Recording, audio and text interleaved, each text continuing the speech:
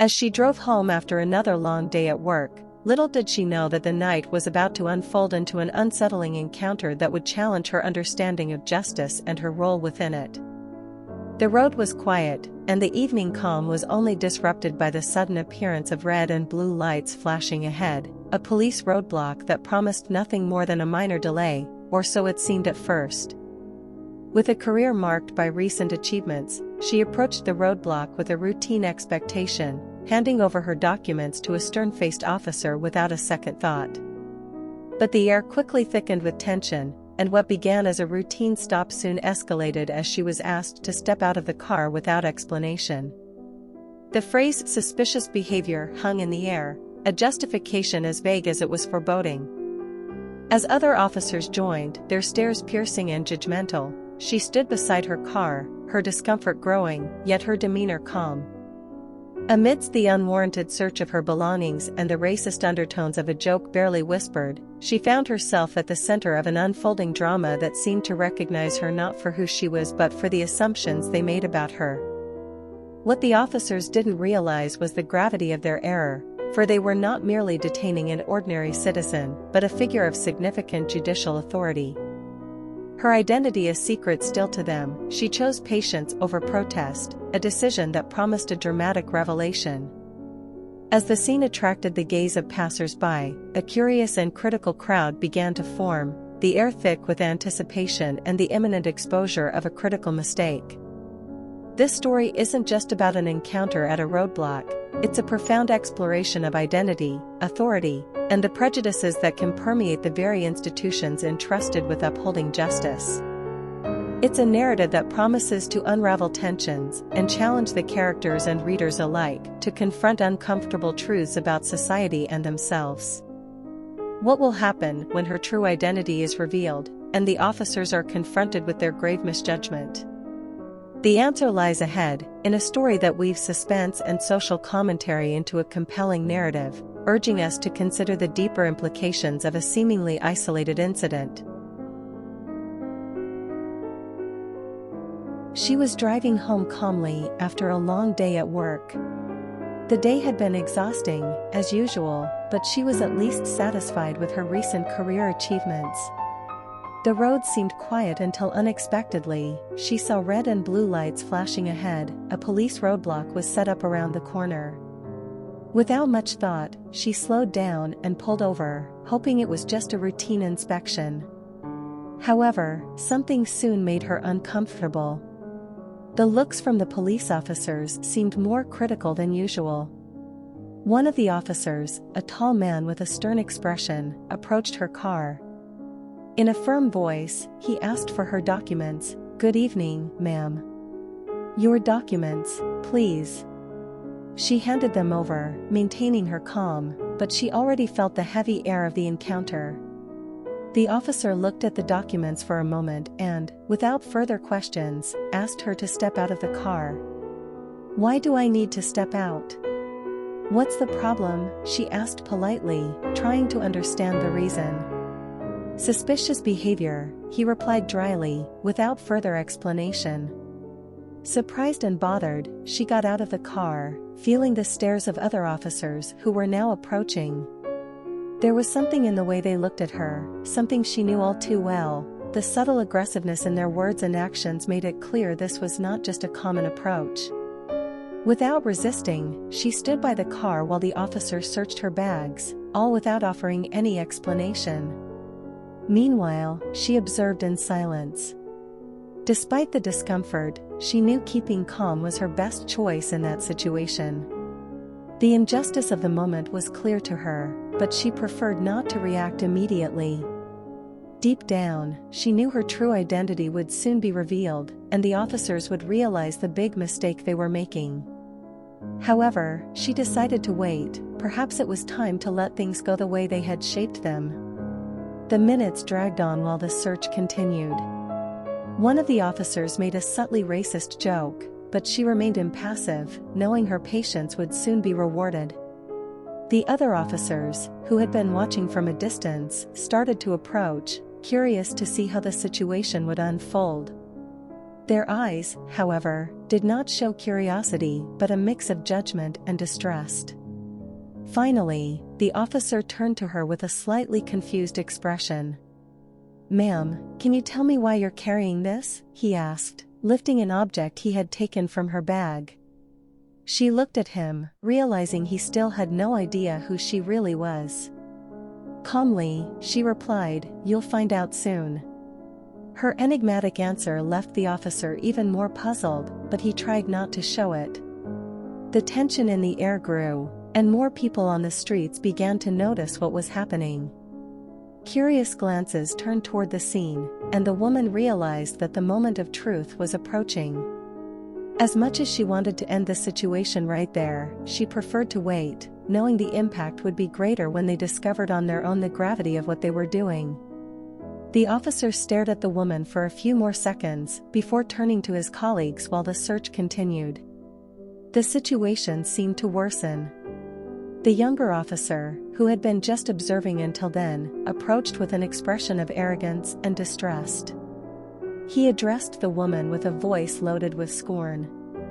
"What were you doing here in this area at this hour? Why do we think something is wrong with you?" He spoke as if he was already certain of her guilt, without even hearing her answers. The woman remained calm, although frustration began to grow within her. She knew any out-of-control reaction could be used against her, and that was exactly what they wanted. Still, every word from the young officer was a sharp knife, cutting her pride and patience. "I'm just coming back from work, like anyone else." "I've done nothing wrong," she replied, firm yet polite. The older officer, who had initially approached, came closer with a more aggressive tone. "Suspicious conduct and your attitude aren't helping. We'll have to investigate this further. Stay where you are." He gestured to the other officers, and one of them began to open the trunk of the woman's car, rummaging through her things without any respect for her privacy.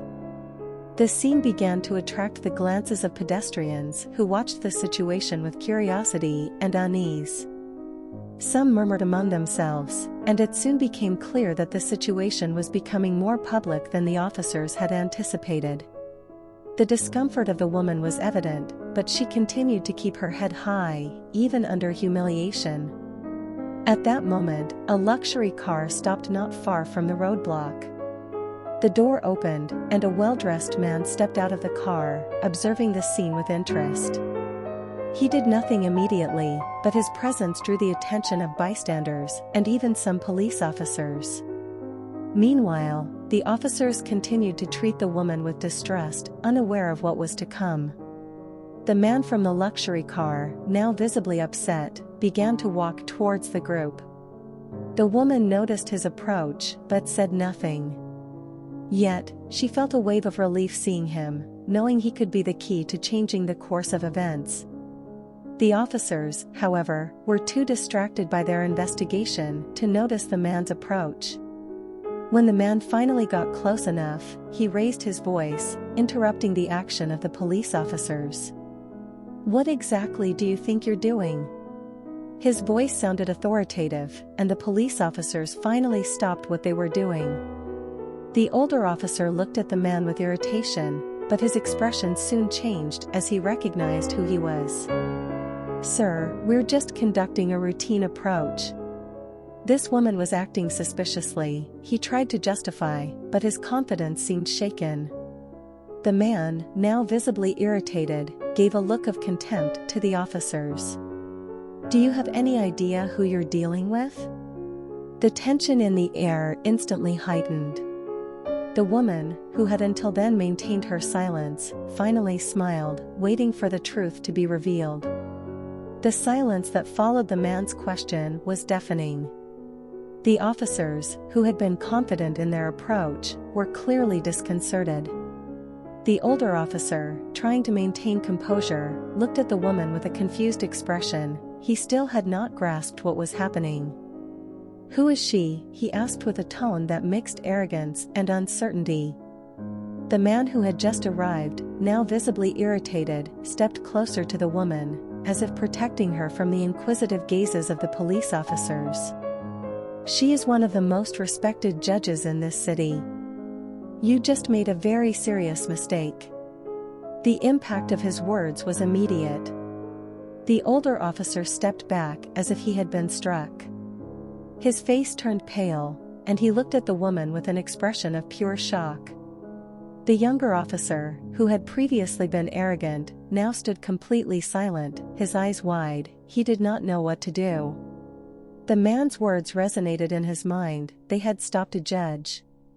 The woman, who had calmly endured all the humiliation until then, finally broke the silence. "Now you know who I am, but what's more important is that you've learned to judge someone based solely on their appearance." She looked directly at the older officer, who still held her documents, now visibly trembling. "Suspicious conduct? Is the only suspicious thing here the color of my skin?" The woman did not raise her voice, but her words hit the officers like a blow. They could not deny it because they knew that was the truth. Her gaze was firm and resolute, but there were no screams, just a brutal truth being spoken in front of everyone. The older officer, realizing the magnitude of the mistake he had made, tried to regain control of the situation. We just followed protocol," he stammered, trying to justify himself, but his voice was weak and insecure.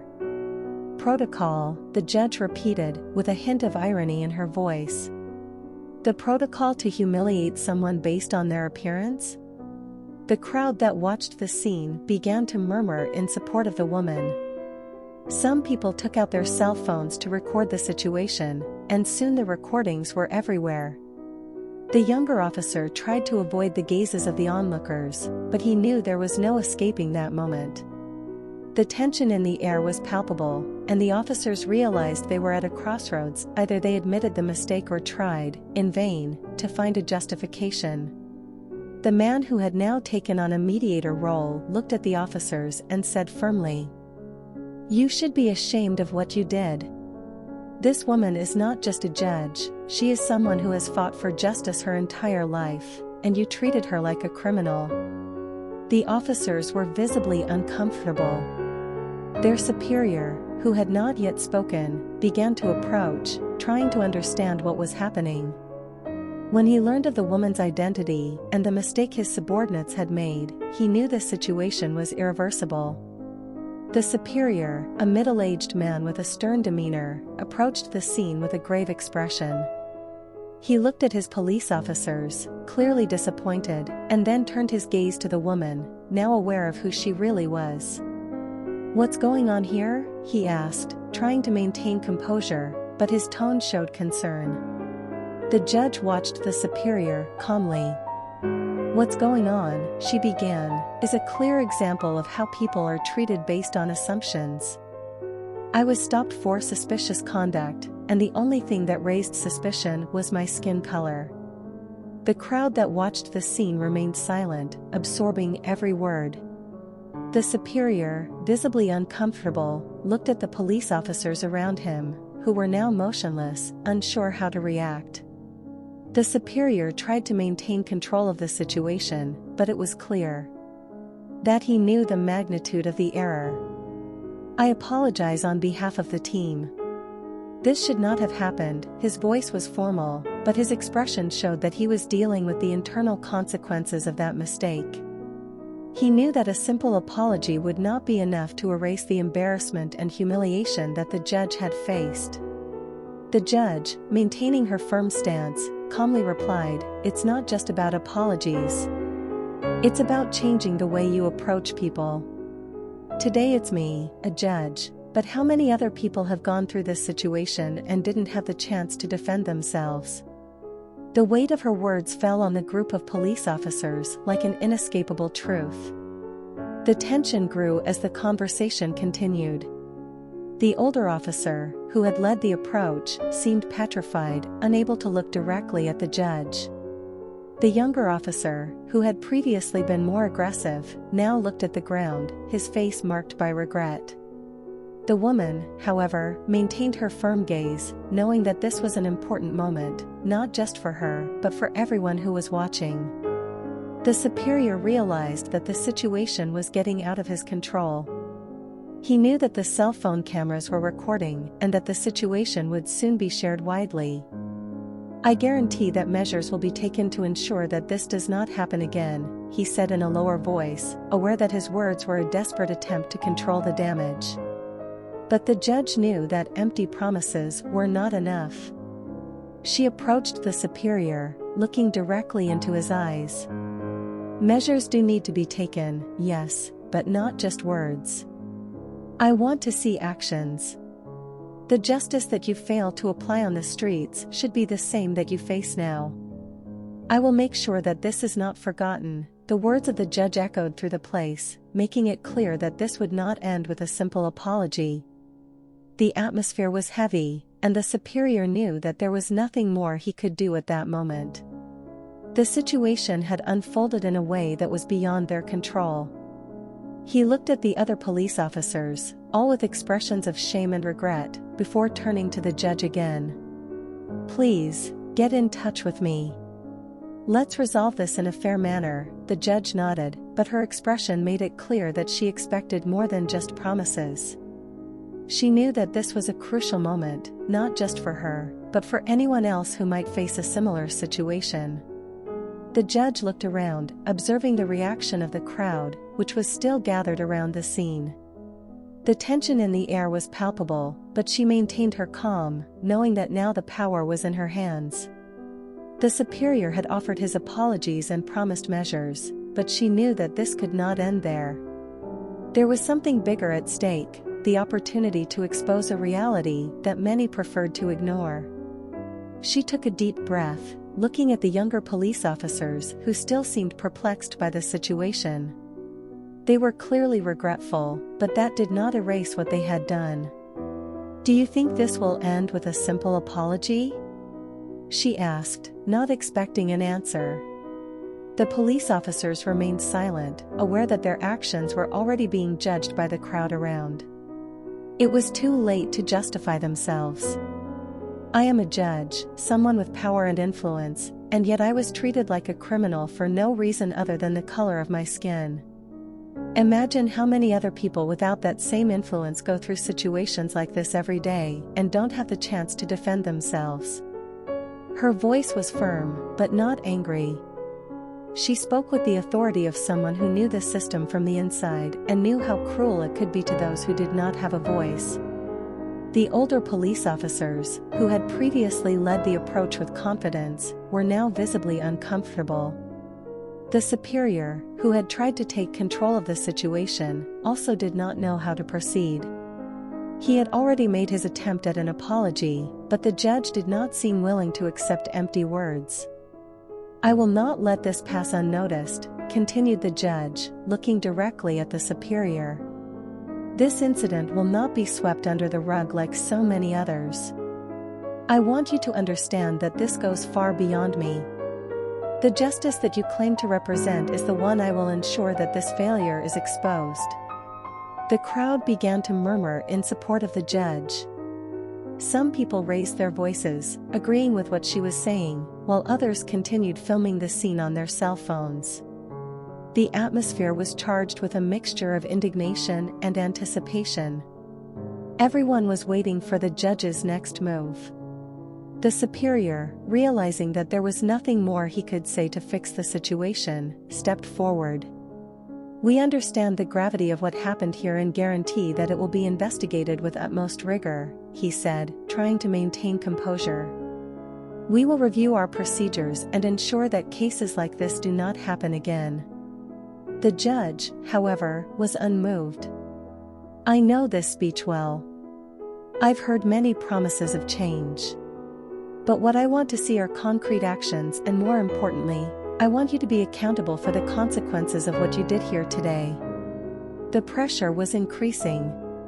The police officers knew that the judge had the power to take the situation to a level they could not control, and she intended to do just that. "You will have to face justice, just like anyone else who makes a serious mistake." The crowd now was clearly on the judge's side, and the police officers, feeling the weight of the situation, were completely at a loss for words. The superior knew his only option was to cooperate, and he slowly nodded, acknowledging that this would not be resolved easily.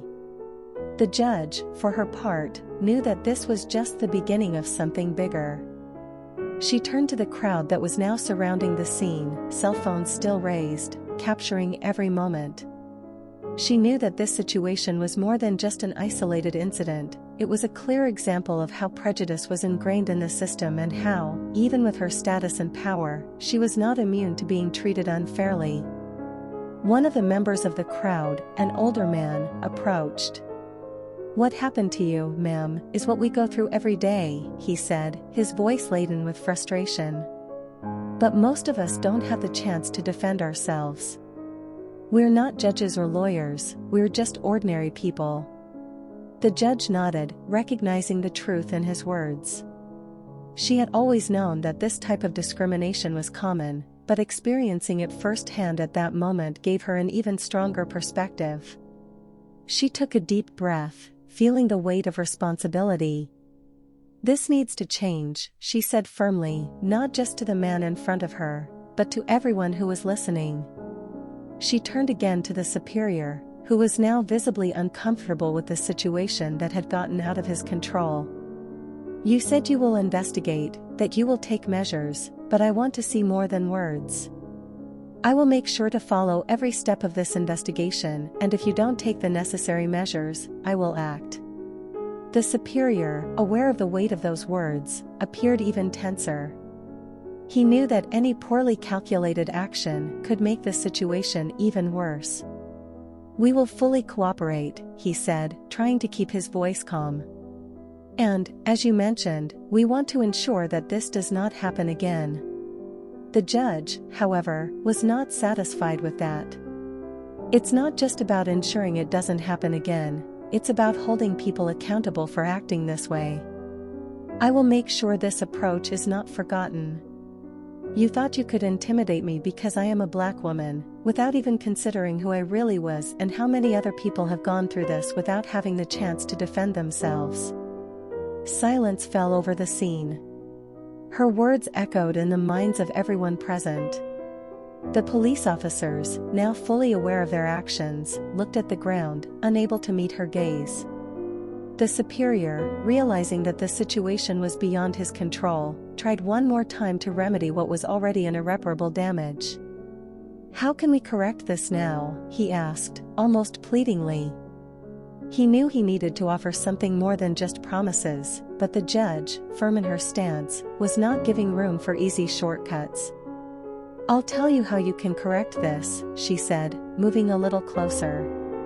"Each of these police officers must face the consequences of their actions, and more than that, the system that allows these approaches to happen needs to be reformed. I will make sure that this case is an example of what cannot continue to happen in this country." The tension continued to grow, and the crowd gathered even more closely, eager to see how this would end. The police officers, now fully aware that they were in a situation they could not escape without consequences, began to realize the real impact of their actions. And for the judge, this was just the first step in a much larger battle for justice that she was willing to face. The judge remained firm as the superior tried to organize his thoughts and find a dignified way out of the situation. The heavy silence hung in the air as the police officers who had approached still tried to assimilate the reality of the person they had dealt with so hostilely minutes before. Everyone there knew that the consequences of this encounter would be profound, not just for those involved, but for the system as a whole. The crowd around, now growing larger, also eagerly awaited the unfolding of the next steps. Some people began to shout words of support for the judge, and the murmurs of indignation against the police officers intensified. A group of activists who had already arrived at the scene began to raise signs and banners they had in hand, turning that moment into a spontaneous protest act.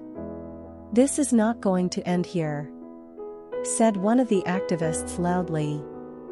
"This is the reality for so many black people every day, and today is our chance to demand change." His speech ignited the environment, with more people joining the shouts for justice and equality. The judge watched everything carefully.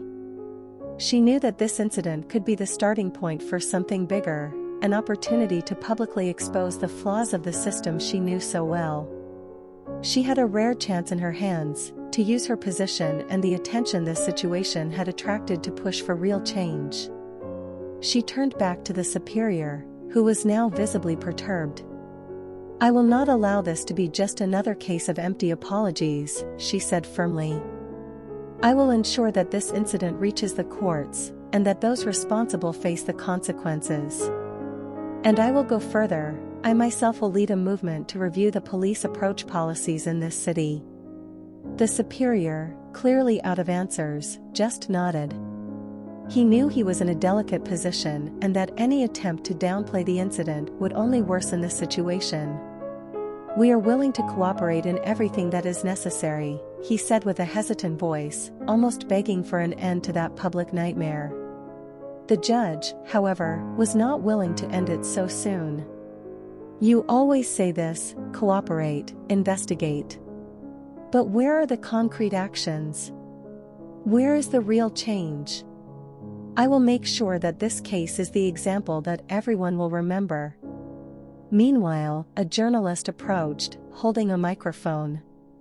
"Doctor, would you like to make a statement to the public?" he asked, already with the camera focused on the judge. She hesitated for a moment, considering her words. She knew that what she said there would echo far beyond that incident. This is the type of approach we often see being practiced against Black people, without any real justification. "Today it happened to me, a judge. But what about when it happens to those who don't have the same power of voice? How many people are humiliated, detained, and abused just because of the color of their skin?"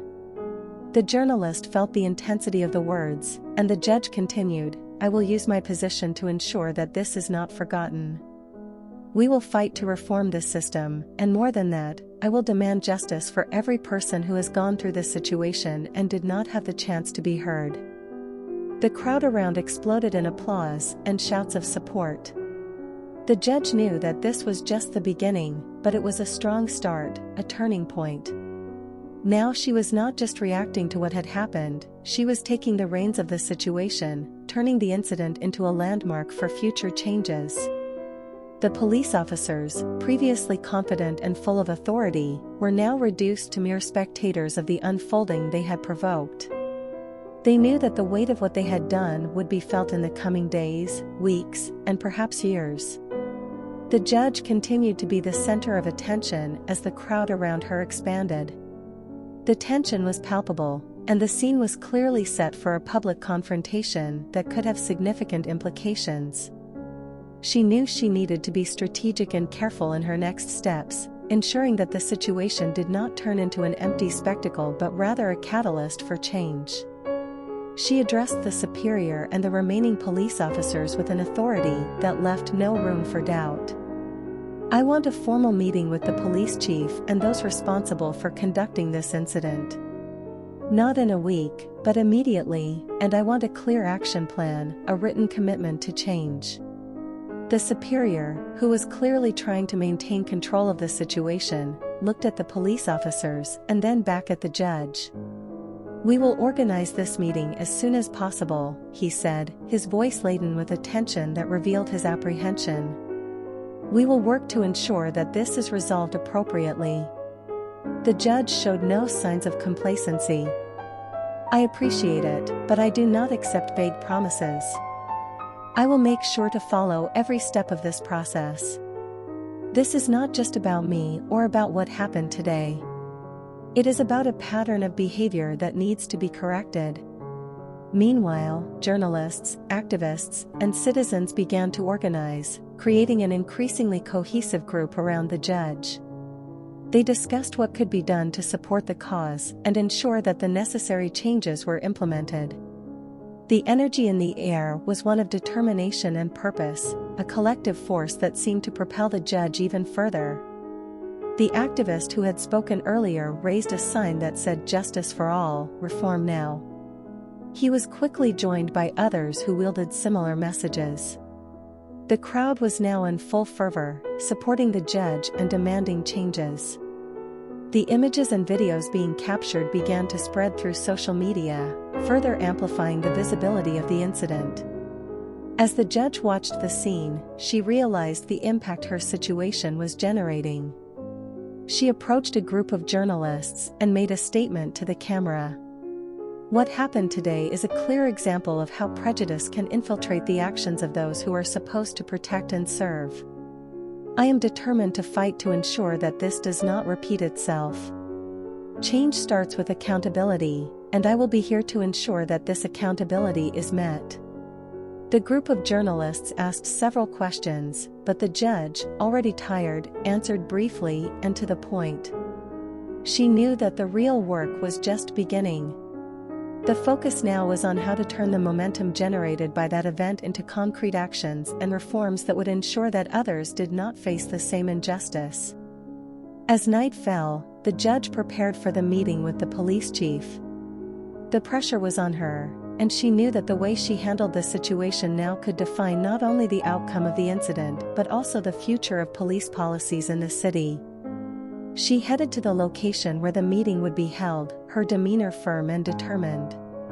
The awareness that the world was watching and expecting concrete changes was on her mind, and she was ready to face any challenge that came her way. The anticipation in the air was palpable, and she knew she needed to capitalize on the momentum to ensure that her fight for justice was not in vain. The judge arrived at the police department with a mix of expectation and nervousness. The meeting room was prepared for her arrival, and a long table was filled with papers, pens, and cameras. The department's communication team was present to document the encounter, and local government representatives were also summoned to witness the discussions. As she entered the room, the judge was greeted by a team of high-ranking police officers and the police chief.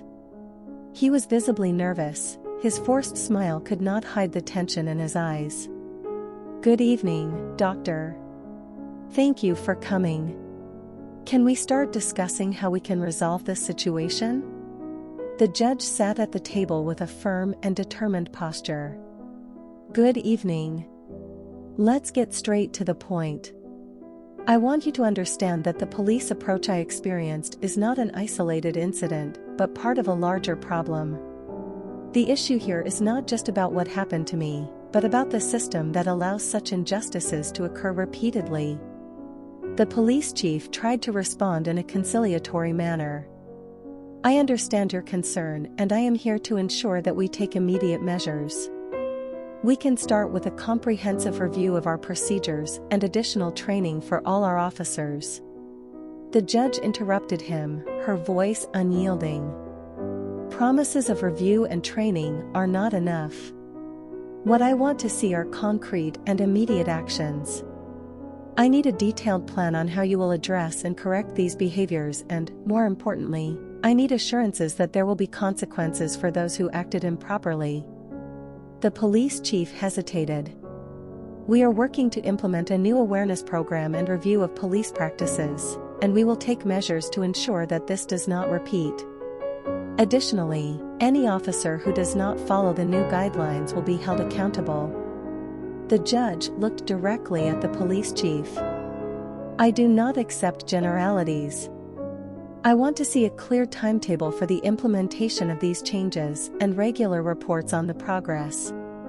And beyond that, I want to see an independent review mechanism to ensure that the changes are effective and that the system is transparent." As the meeting progressed, the tension in the room increased. The judge was not willing to compromise on her requirements, and the police chief began to feel the weight of public pressure and the expectation for concrete results. The department was clearly at a critical point, and every word that was spoken had the potential to influence the future direction of the situation. During the discussion, the local government representatives showed their support, reaffirming their commitment to reforming police practices. They asked to be part of the review process and ensure that the department maintained accountability. "We are here to help ensure that these changes are implemented properly and effectively," said one of the representatives. At the end of the meeting, the judge made a statement to the media. "Today we have established a commitment to reform. But this is just the beginning. true change requires ongoing vigilance and accountability. I will closely monitor every step of the process and ensure that these promises turn into real actions. The judge left the police department with a renewed sense of mission. She knew that the battle was far from over and that it would be necessary to continue pressing for the reform to be effectively implemented. The success of that night was an important step, but the fight for justice and equality was far from over. She was prepared to face the challenges ahead and ensure that the promises made were not just empty words, but a real step towards change. The next day, the news of the judge's meeting with the police department dominated newspaper headlines and local news broadcasts. The promises of reforms and the judge's demands were widely publicized, and the public was attentive to the development of the situation. The pressure was on the police department to fulfill the promises made and demonstrate that it was committed to real changes. The judge woke up early, reviewing documents and preparing for the next stage. She knew she could not allow the media attention to diminish. The required changes needed to be closely monitored, and she needed to ensure that public pressure remained high. Her phone was ringing non-stop, with calls from journalists, lawyers, and even representatives of organizations wanting to offer support and collaboration. She participated in a series of interviews throughout the day, reaffirming her commitment to reform and highlighting the importance of not just promising changes, but effectively implementing them. During one of these interviews, she was asked how to ensure that the changes were sustainable and not just a temporary spectacle. "It is essential that the reform process include independent supervision mechanisms," she replied.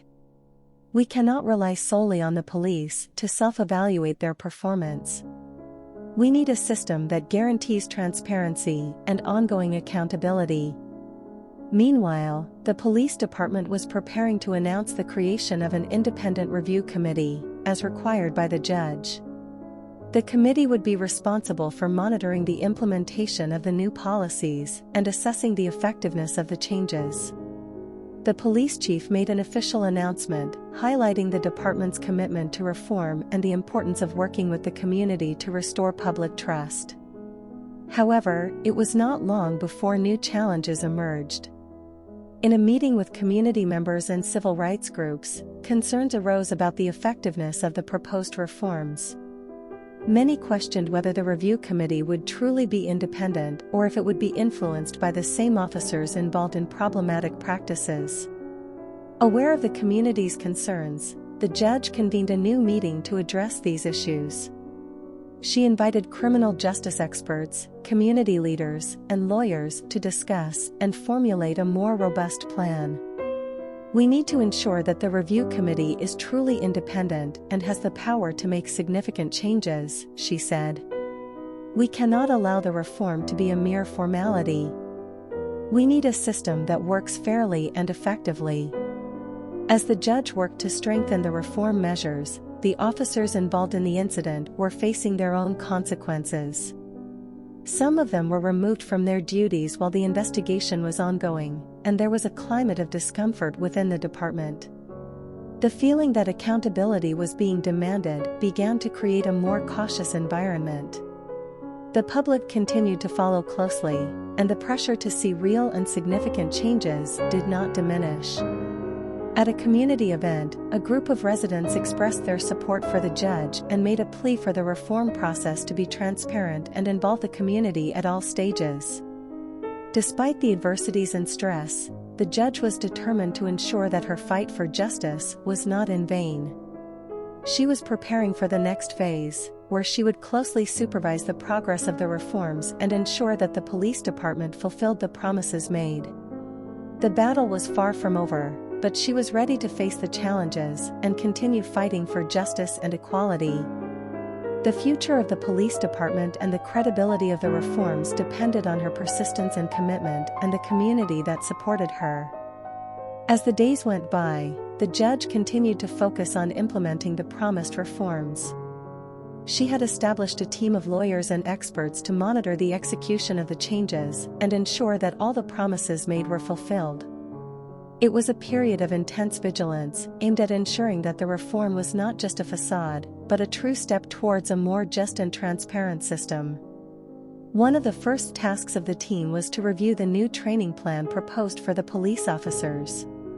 The judge wanted the training to be not just a formality, but to truly address issues of bias and inappropriate practices. The team organized several meetings with experts in criminal justice and psychology to develop a curriculum that was comprehensive and effective. Meanwhile, the police chief, pressured by public attention and the need to demonstrate change, began to make visible changes within the department. He initiated a series of workshops and training sessions for the police team, emphasizing the importance of fair and respectful practices in dealing with the public. However, many critics questioned whether these measures were sufficient or if they were just an attempt to calm public opinion. Always attentive to details, the judge decided to participate in one of these training sessions to observe how the changes were being implemented. She entered the training room and followed part of the course, evaluating the content and approach of the instructors. The experience was revealing. She saw that, although the training included some important information, there were still significant gaps that needed to be filled. After the session, the judge met with the police chief and expressed her concerns. "The training you are offering is a start, but there is still much to be done. We need to ensure that the officers not only listen to what is being said, but that they truly understand and incorporate these lessons into their daily practices." The police chief agreed, admitting that the training was in an early stage and that more adjustments were necessary. He promised to review the curriculum with the help of experts and make the necessary changes to ensure that the training was more effective. In addition, the judge began working on a parallel project, the creation of a community oversight panel. This panel would be composed of community members, representatives of civil rights organizations, and independent experts. Its goal would be to monitor police practices, receive complaints of inappropriate behavior, and ensure that there was a direct channel for the community to express their concerns. The panel was well received by the community and civil rights groups, who saw it as an important step to ensure transparency and accountability. The first meeting of the panel was scheduled, and the judge was eager to see how it would function in practice and what impacts it would have on improving police practices. Meanwhile, public pressure continued to grow. Social media was filled with discussions about the reforms and the judge's actions. Many people expressed support, but there were also criticisms about the effectiveness of the proposed changes. The judge knew that the only way to respond to these criticisms was to demonstrate tangible results and ensure that the system was truly transforming. A new tension arose when news emerged that some police officers were dissatisfied with the changes and were considering leaving the department. Although this might seem like a challenge, the judge saw it as an opportunity to reassess and reinforce the culture within the department. She was determined to transform this situation into a catalyst for a cultural renaissance that would not only change practices, but also create an environment where respect and justice were the established norms. The judge continued her fight, facing challenges and resistance, but her determination remained unshaken. The reform process was underway, and although there were obstacles, she was resolute in ensuring that the promise of a true and lasting change was fulfilled. The future was still to be revealed, and the fight for justice was far from over. The judge was immersed in a series of intense meetings and debates with the Community Supervision Panel, which met weekly to discuss the progress of the reforms and emerging concerns. The panel, composed of community representatives, lawyers, and experts, played a crucial role in overseeing the changes and providing constant feedback on the effectiveness of the new policies implemented by the police department. During one of the meetings, a panel member brought up a new concern: an increase in cases of unreported police abuse. The judge listened attentively as the panel discussed the issue, and the tone of the discussions became increasingly grave. Many community members were feeling discouraged and distrustful, fearing that the promises of reform might not be fully fulfilled. "We need to address this issue immediately," said the judge with an expression of concern. If we cannot ensure that all cases of abuse are reported and investigated properly, we are just masking the problem instead of solving it. She decided to organize a meeting with the police chief and his team to discuss the allegations and implement more stringent measures of supervision and reporting. During this meeting, the judge demanded the creation of an anonymous reporting system to allow citizens to report inappropriate behaviors without fear of reprisals. The police chief, although reluctant, agreed on the need for a more accessible and reliable system. He promised to develop an anonymous reporting system that would be accessible both online and in person, and ensure that all complaints were investigated impartially. While the system was being created, the judge organized a series of community events to educate the population about the new reporting system and ensure that everyone knew how to use the available resources. These events were well received, and the community began to feel that there was a real channel to express their concerns. However, the judge soon faced a new challenge. During one of the training sessions, a group of police officers began to openly question the effectiveness of the new policies and the validity of the proposed changes. They expressed frustration with the increasing supervision and the impact of the reforms on their daily routines. The judge decided to meet with these officers to better understand their concerns and work on solutions that were acceptable to all parties. She organized a series of interactive workshops where the officers could express their frustrations and discuss how the changes could be implemented more practically. During one of these workshops, a particular officer made a comment that had a significant impact. He revealed that the culture of abuses and injustices within the department was not just a training issue, but a deeply rooted problem in the way the department operated. The comment was a crucial point for the judge, as it evidenced the need for a deeper reassessment of the culture and institutional practices. With this in mind, the judge convened an emergency meeting with the Community Supervision Panel to discuss the need for a cultural reform within the department. "It's not enough to just change procedures and train the officers," she stated. "We need to transform the department's culture so that justice and respect are truly integrated into every aspect of operations." The meeting was intense and productive, resulting in a plan to develop a cultural and ethical reassessment program that would involve all members of the department. The goal was to create an environment where a culture of respect and integrity was the norm and not the exception. As the judge prepared to launch these new initiatives, new allegations of police abuse emerged, seeming to increase the pressure on the department. The community was watching closely, and the judge knew that each new allegation could be a test for the effectiveness of the reforms. She was determined to ensure that the transformation was not just superficial, but a real and lasting change that truly made a difference. The fight for justice and reform was far from over, and the judge was ready to face any challenge that came her way. She knew that real change required perseverance and courage. She was committed to ensuring that the system transformed into an example of justice and accountability. The day of the final hearing arrived, and the city was in turmoil. The judge had convened a public meeting to present the results of the reforms and discuss the next steps. There was a palpable expectation in the air, and the community was eager to see if the promises made would be fulfilled and if the justice system had truly changed. The hearing was scheduled for the city auditorium, a large space that accommodated hundreds of people. The judge arrived early to prepare her presentation. She reviewed her speeches, analyzed the progress reports, and prepared to answer difficult questions. The atmosphere was charged with tension, and all eyes were on her as the hearing began. The judge took the stage and began the presentation. She addressed the main points of the implemented reforms, highlighting improvements in police training, the creation of the Community Supervision Panel, and the new anonymous reporting system. She showed statistics and testimonials that evidenced the positive changes and the challenges faced along the way. During the presentation, the judge also made a point to admit the flaws and areas that still needed improvement. "Although we have made significant progress, we recognize that real change is a continuous process," she said. "We are just at the beginning, and it is crucial that we continue to work together to ensure that justice and respect are a fundamental part of our institutions. In the middle of the presentation, a member of the public stood up and asked a provocative question: "How can you guarantee that these reforms will be sustainable, and if the problems return?"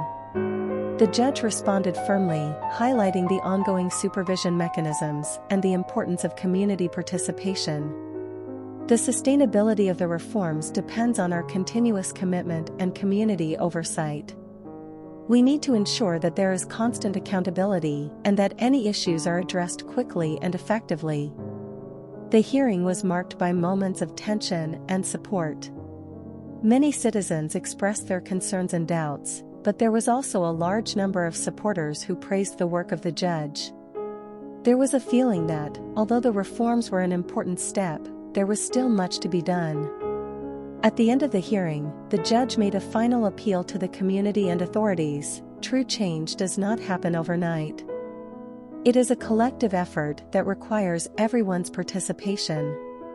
I count on each one of you to help us continue moving forward and ensuring that justice and respect are the pillars of our system. When the hearing ended, the judge withdrew from the stage, exhausted but relieved. She knew that the work was far from over and that the transformation would require ongoing effort and collaboration from everyone. However, the fact that she had reached a significant milestone in the reform process was a sign of progress and hope. However, the feeling of relief was brief. The next day, new allegations of police abuses emerged, reigniting the community's concerns. Although these allegations were not directly related to the reforms, they revealed that there were still significant challenges ahead. The judge decided to convene a new emergency meeting to deal with the new allegations and reinforce the commitment to reform. She was determined not to let the progress be hindered and to ensure that the system remained on a path towards justice and equity. The future was still uncertain, and the fight for real and lasting transformation continued. But the judge was ready to face the challenges and continue her mission to create a justice system that truly served everyone with justice and dignity. The battle for reform was far from over, and each step forward was an achievement in the struggle for true and significant change. I hope you enjoyed this story full of twists and emotions. If you liked it and want more exciting narratives like this, don't forget to hit like and subscribe to the Stories Life channel. Here, every story is a new adventure, and we're always ready to surprise you. Also, leave your comments about what you thought of the story and suggestions for future narratives. See you next time.